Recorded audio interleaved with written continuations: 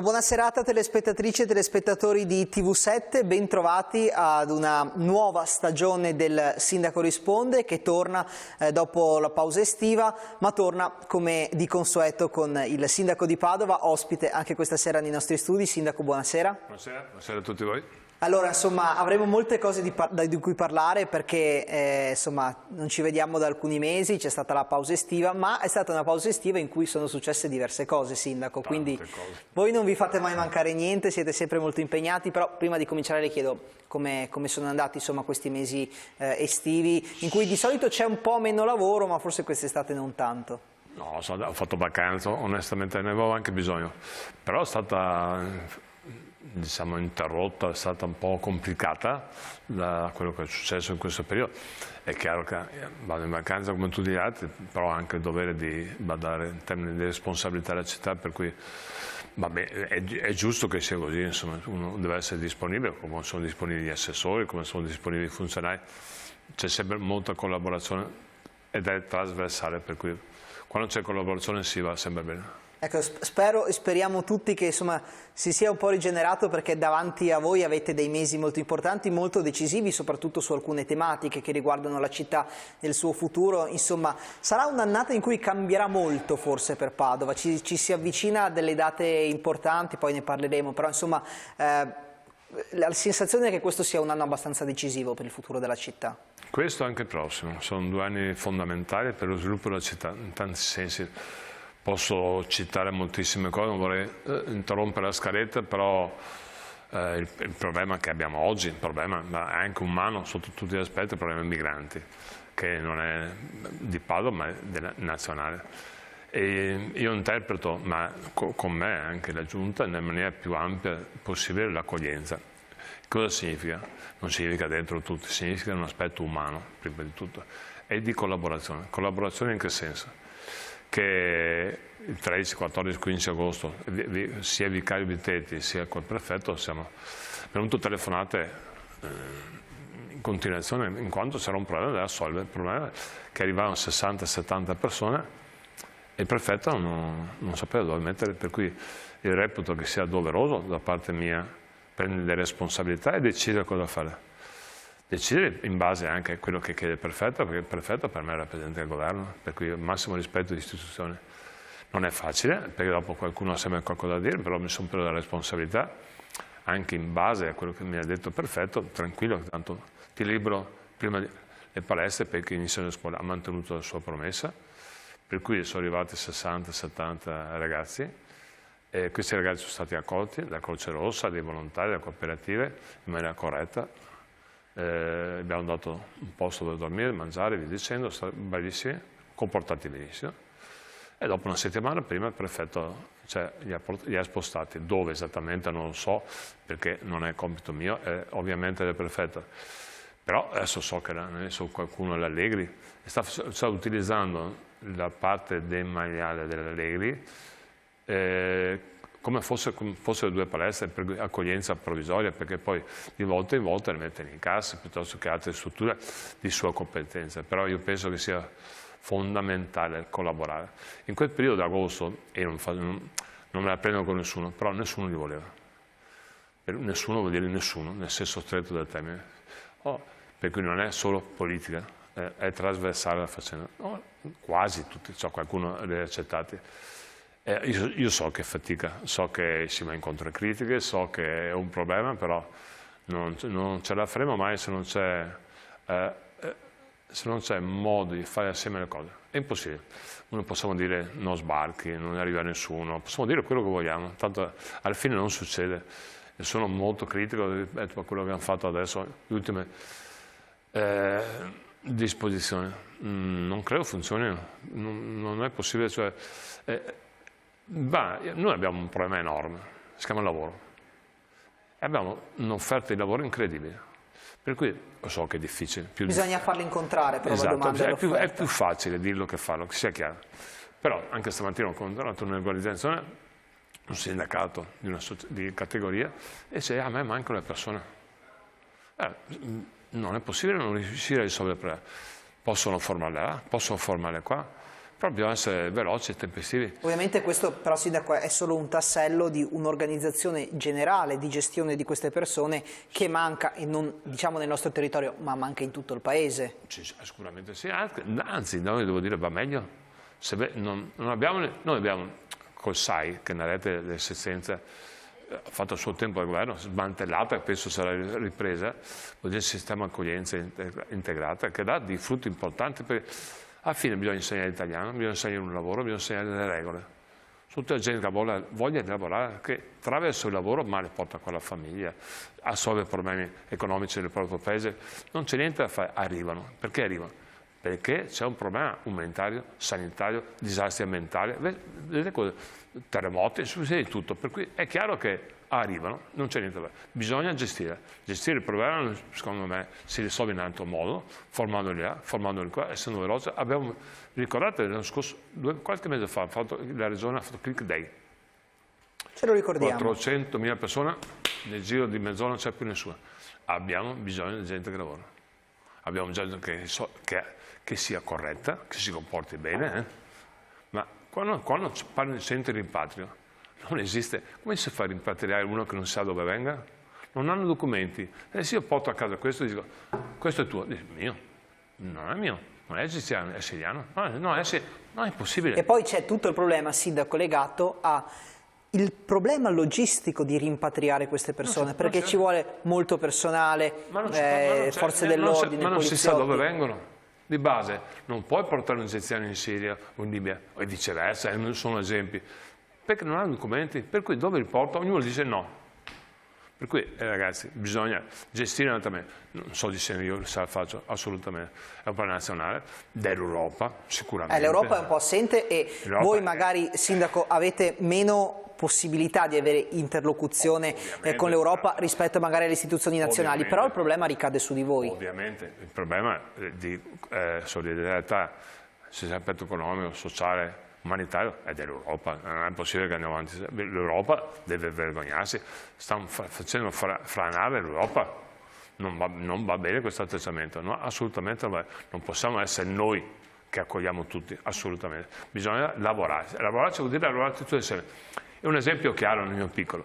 Se riesci a collaborare con tutti a Padova, chiaramente non stiamo parlando di Europa, è più facile senza fare guerre ideologiche, di opinione, elettorali. Bisogna risolvere il problema, perché alla fine, quando mi dicono hai sbagliato sbagli a aiutare il governo, prima c'è un aspetto umano mio, che a me, pensare che una mamma e un bambino dormono fuori, a me non mi passa neanche per la testa. Secondo, io aiuto il governo perché il governo, me ne frega il governo, è chi mi rappresenta, perché lo aiuto volentieri, non per risolvere il problema, ma io non faccio politica, io aiuto il governo. E poi se non faccio questo, cosa succede? Che mi trovo gente, ragazzi, che giurano per Padova e poi mi accusano di fare degrado. E allora ci mettiamo d'accordo. Se vogliamo accogliere le cose, far bene, cerchiamo di evitare anche il degrado. Evitare il degrado, perché sennò diventa una polemica politica, ecco, c'è il degrado. Ci mettiamo d'accordo. Perché poi le tematiche in una città sono tutte collegate. Non vanno nel paesino. Certo. I ragazzi trovano in giro, dormono per strada, dormono qua, dormono là. Dopo, per forza deve intervenire il questore, per forza deve intervenire la polizia. È un cane che si mangia la coda. Diamoci la mano tutti quanti, lo so che è difficile, difficilissimo, però diamoci la mano perché è l'unico sistema per noi fuori. Sindaco, noi abbiamo preparato un servizio in cui ricapitoliamo quello che è successo su questo fronte nelle ultime settimane. Lei se lo ricorderà sicuramente perfettamente, però magari non tutti i telespettatori sanno bene le tappe, insomma, di queste ultime settimane. Allora, vediamo il servizio, poi lo commentiamo insieme. È stata un'estate impegnativa sul fronte migranti, anche a Padova. Gli sbarchi in numero sempre maggiore a Lampedusa hanno avuto ripercussioni su tutto il territorio nazionale e la provincia euganea non ha fatto eccezione. Da inizio anno hanno raggiunto Lampedusa più di 100.000 persone, decine e decine di barche ogni giorno, in alcuni casi anche migliaia di richiedenti asilo in poche ore. In Veneto sono ospitate più di 8.500 persone, divise tra i CAS, i centri di accoglienza straordinaria, e la rete SAI, il sistema di accoglienza e integrazione. 2.000 circa quelli nel territorio padovano, che ha attraversato un agosto difficile, perché quando i posti nell'ambito della microaccoglienza sono andati esauriti è stato necessario trovare delle strutture alternative. E così si sono aperte le porte di 3 palestre, quella della scuola media Falconetto a Forcellini, dell'Istituto Superiore Duca degli Abruzzi a Brusegana e quella di Feriole, frazione di Selvazzano Dentro, in provincia. Ricoveri però solo temporanei, visto che con l'inizio dell'anno scolastico le palestre sono state riconsegnate alle scuole stesse. Tutto questo però a fronte di una questione tutt'altro che risolta e che ha causato un po' di tensione, confermata dal fitto scambio di opinioni ripreso tra il sindaco di Padova Sergio Giordani e il prefetto della città Francesco Messina in occasione della cerimonia di insediamento del nuovo comandante regionale dei Carabinieri. Alla fine è stata individuata l'area dell'aeroporto Allegri, che nel fine settimana ha aperto le porte a una quarantina di richiedenti asilo in un clima di botta e risposta a suon di manifestazioni e contromanifestazioni tra Forza Nuova e la rete antifascista. Il timore che hanno un po' tutti in città è che alla fine, in assenza di altre strutture, l'Allegri finisca per diventare un mini hub, una Bagnoli o una Cone in miniatura, per intenderci. Un'ipotesi smentita con forza da tutte le istituzioni, che però dovranno fare i salti mortali per evitarlo anche nei fatti. Gli sbarchi infatti continueranno e il rischio è che gli arrivi nel territorio salgano di numero nelle prossime settimane. Sindaco, c'era realmente stata un po' di tensione con il prefetto quel giorno all'inaugurazione e alla presentazione del nuovo comandante regionale dei Carabinieri? No, sia io che lui, con cui ho rapporto di stima, voglio dire amicizia con quello che abbiamo passato in questi giorni, gesticolavamo, non di litigare. E chiaramente è un episodio importante, per cui dicevo ora che non è tollerabile un hub, ma neanche lui lo vuole. Io ho paura dell'hub centrale, perché mi ricordo, non ero sindaco, però leggevo il giornale del suo tempo, quello stesso tra il prefetto imprese di Vitonci, che non era molto accettato dai padovani. Ma perché? Di base io ho capito, penso di aver capito una cosa: se un hub è piccolo, 40, 50, 60 persone, le cooperative, abbiamo delle ottime cooperative, insegnano l'italiano, insegnano un lavoro, insegnano, non fanno i guardiani, insegnano. Croce Rossa gli dà una mano, sotto l'aspetto economico, sotto l'aspetto piccole gestioni, pasti e via dicendo, si formano le persone. Se uno fa un campo in cui mette 200-300 persone, non serve a niente. E le cooperative si rifiutano, dicono no, non lo faccio perché non è il mio mestiere, non faccio il carceriere, non faccio il guardiano, faccio formazione. Per cui mi trovano perfettamente in linea. Nel caso dell'Allegri, adesso è perfetto da quello che ho capito, però è ovviamente autonomo nella sua decisione, ci mancherebbe altro. Lui sta usando le palestre, sta usando l'Allegri, la parte demaniale, come palestre, per cui mai litigato con lui, c'è un rapporto franco, sereno, in continuazione. Devo dire, lui è un carattere molto deciso, è un duro, tanto da essere ma è anche simpatico nella sua rigidità. Però, Sindaco, è lecito pensare che nel momento in cui c'è un'area anche abbastanza grande come quella dell'aeroporto Allegri, nel momento in cui la situazione degli sbarchi dovesse rimanere tale o addirittura dovesse aumentare, è lecito pensare che la soluzione più semplice sia utilizzare una struttura grande che già c'è nel territorio se non si riesce a farli rientrare nell'ambito della microaccoglienza. Quindi le chiedo, lei ha paura che possa succedere questa cosa o è convinto che si troveranno altre soluzioni? Sono convinto che si trovano altre soluzioni. Alla fine sia il presidente Zaia che Mario Conte dell'ANCI, ANCI Veneto, sono per l'accoglienza diffusa. Io ho capito che i piccoli paesini fanno fatica, però c'è già chi fa accoglienza diffusa, parlo di Servazzano, parlo di Albignano, c'è già chi la fa. Io sono convinto che con buon senso arriveranno tutti quanti, con calma e tranquillità.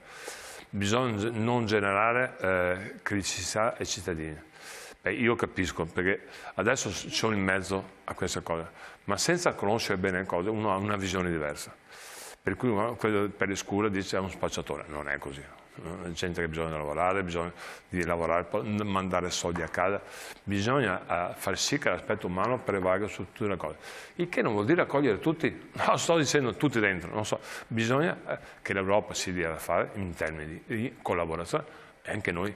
Questo va affrontato, le migrazioni sono sempre state. non c'è niente. Quando uno ha fame, violenza, quanti italiani sono andati via? Quanti veneti sono andati da altre parti nel passato? Non c'è soluzione, bisogna gestire il problema e non subirlo, non fare campi concentrati, non serve a niente. Mi pare di capire che su questo ci sia una linea comune tra lei, il sindaco di Vicenza Possamai, il sindaco di Verona Tommasi. Vi siete trovati alla festa dell'unità l'altro giorno, insomma avete anche fatto quadrato su questo, insomma no ai maxi hub, no alle maxi concentrazioni. Noi siamo due, sia io che Tommasi siamo civici, Possamai del PD, per cui ognuno, però coincidono le idee perché di base bisogna cercare di risolvere il problema, di base. I problemi vanno risolti collaborando, prefetto, questore, provincia, comune, tutti quanti, uno da solo non è capace, almeno io non sono capace, per cui sono convinto che si risolve solo, ma loro pensano uguale, bisogna risolvere con le idee, cercando di risolvere, abbiamo una marea di posti di lavoro. Servono persone, arrivano imprenditori da me, dal prefetto, che dicono io chiudo questa linea produttiva, io non posso fare queste case per un lavoratore, non posso conciare, non posso... servono. Per cui, ragazzi, è l'unico sistema, non solo per la carità, non solo per aiutare a babbo morto, fare lavorare le persone, farle lavorare, non è sfruttamento, fare lavorare in maniera corretta, no a 300 euro al mese perché raccolgono pomodori a 40 gradi, corretta, ma sono gli altri contratti di lavoro. Ci prendiamo una breve pausa, abbiamo capito, Sindaco, insomma, che la questione è molto complessa, sicuramente rimarrà d'attualità nel territorio ancora per un po', e magari ci torneremo anche nel corso, insomma, delle prossime puntate del Sindaco Risponde. Adesso, come detto, ci prendiamo una brevissima pausa, al rientro parliamo di un altro tema che vi sta impegnando molto, vale a dire quello del tram e del progetto Smart. Rimanete con noi.